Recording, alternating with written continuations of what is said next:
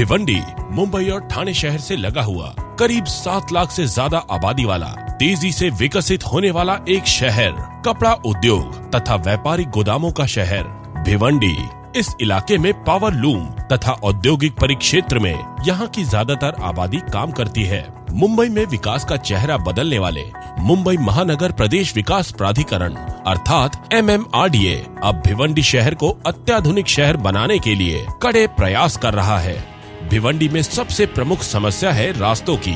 यहाँ भारी मात्रा में ट्रकों की आवाजाही रहती है। इस वजह से भिवंडी शहर से गुजरने वाले 2 हाईवे अमूमन हमेशा व्यस्त रहते हैं। साथ ही शहर के अंतर्गत आवाजाही के लिए बने रास्तों पर भी इसका काफी असर दिखता है। ट्रकों के साथ साथ स्थानीय लोगों को शहर से बाहर निकलने तथा अंदर आने के रास्तों पर आमतौर पर भारी ट्रैफिक की समस्या का सामना करना पड़ता है। भिवंडी के लोगों को इस समस्या से मुक्त करने के लिए मुंबई महानगर प्रदेश विकास प्राधिकरण अर्थात MMRDA ने साईं बाबा मंदिर से लेकर राजीव गांधी चौक कल्याण नाका एक उड़ान पुल अर्थात फ्लाईओवर ब्रिज बनाने का निर्णय किया।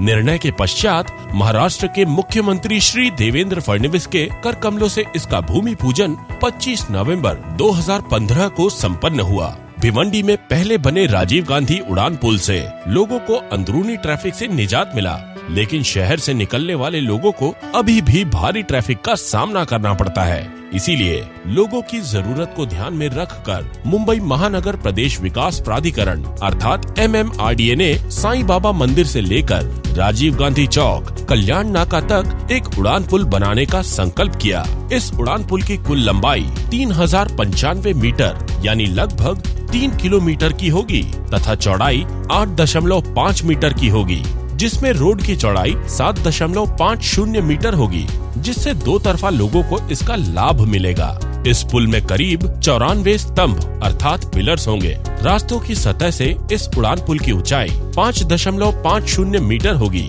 जिससे ऊंचे वाहन भी इस पुल के नीचे से आसानी से गुजर सके।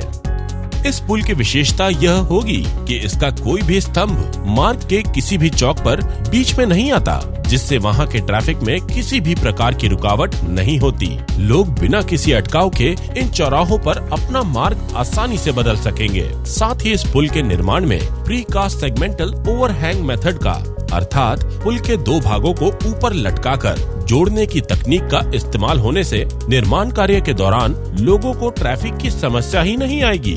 साथ ही इस उड़ान पुल की एक और विशेषता यह होगी कि बाहरी लोगों के साथ साथ पुल के दायरे में रहने वाले स्थानीय लोगों को भी इस पुल का लाभ मिल सके।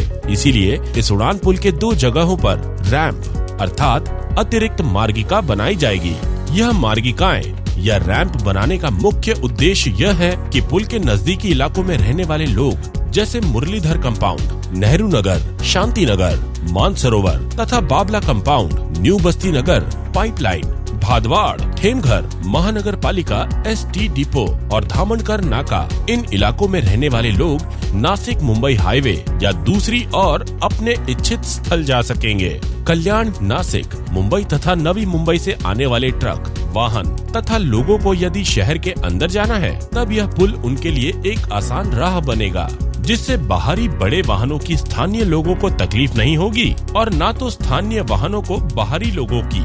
दूसरी ओर इन रैंप का निर्माण कुछ इस तरह से डिजाइन किया गया है कि ये रैंप पुल से सीधे नीचे के रास्तों पर आ मिले, जिससे अभी के किसी भी रोड या फुटपाथ में कोई भी बदलाव नहीं होगा। इन रैंप को लेकर कुछ लोगों में संदेह है कि इन रैंप की वजह से उनकी दुकानों या मकान पर अधिग्रहण किया जाएगा, उनके फुटपाथ नहीं रहेंगे। तो यह एक अवास्तविक चिंता है, क्योंकि इस उड़ान पुल के निर्माण में किसी भी प्रकार का कोई भी अधिग्रहण नहीं किया जाएगा। इन रैंप को फुटपाथ से कुछ दूरी पर रास्तों से मिलाया जाएगा, जिससे पैदल चलते राहगीरों को कोई तकलीफ न हो।